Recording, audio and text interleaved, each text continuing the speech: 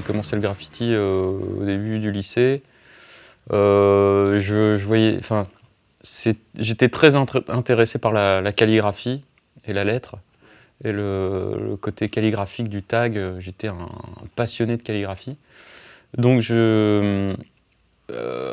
au début, c'était vraiment des disciplines complètement séparées. C'est-à-dire, je ne faisais pas de dessin en graffiti, j'étais là pour de la lettre et de la calligraphie. Et puis petit à petit, en fait, j'ai commencé à faire du dessin de lettres, puis du dessin de personnages. Voilà, ça s'est un petit peu rejoint. Donc j'ai fait beaucoup de personnages ensuite en graffiti.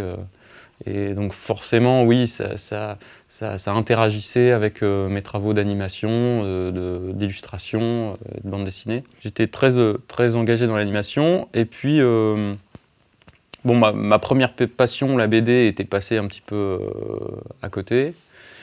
Et en fait, je me suis retrouvé un petit peu bridé sur certains projets d'animation.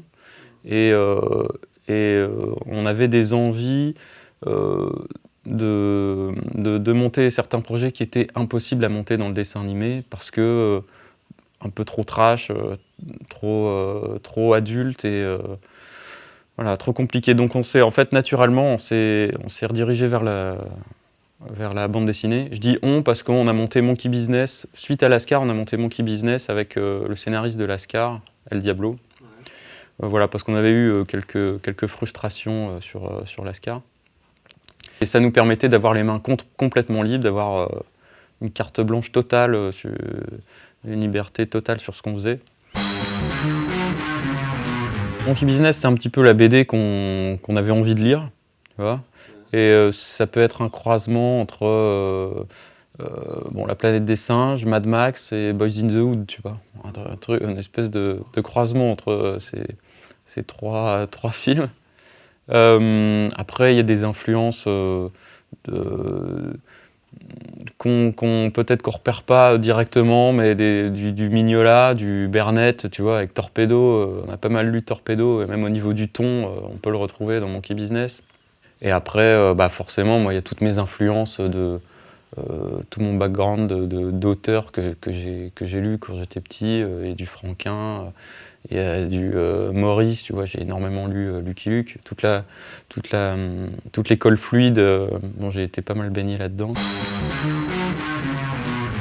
On fait la couleur avec ma femme sur Monkey Business. C'est vrai qu'il y a une touche assez funky, quoi, un petit peu spécial. C'est notre façon de faire de la couleur de manière assez naturelle, quoi. Tu vois, c'est de manière assez naturelle, on se dirige vers ça.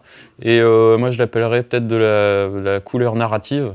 C'est-à-dire que chaque personnage n'a pas une couleur attitrée, mais si tu veux, un peu comme dans Lucky Luke, le gars va commencer à péter un plomb, on le fait rouge, tu vois, où tu te retrouves avec une couleur narrative où selon ce que tu racontes, ton personnage peut changer complètement de gamme colorée. En fait, on a fait le premier album en se disant c'est un one-shot, et on est arrivé à la fin de l'album, on s'est dit mais attends, on était super contents de l'univers qu'on avait mis en place, et on s'est dit mais on a encore trop de trucs à raconter, quoi.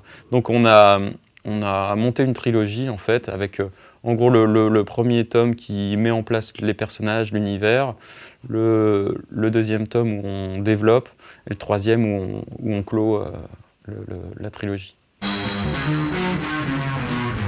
Le ton est quand même très adulte.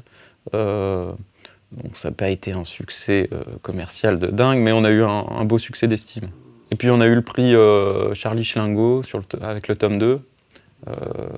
C'est le prix du festival off d'Angoulême. C'est un peu le prix punk d'Angoulême, quoi. Alors c'est assez marrant parce que c'est vrai que comme tu disais, on retrouve un peu un esprit punk. Nous, on vient plus du hip-hop, pourtant, on vient plus de l'univers hip-hop, mais je pense qu'on est...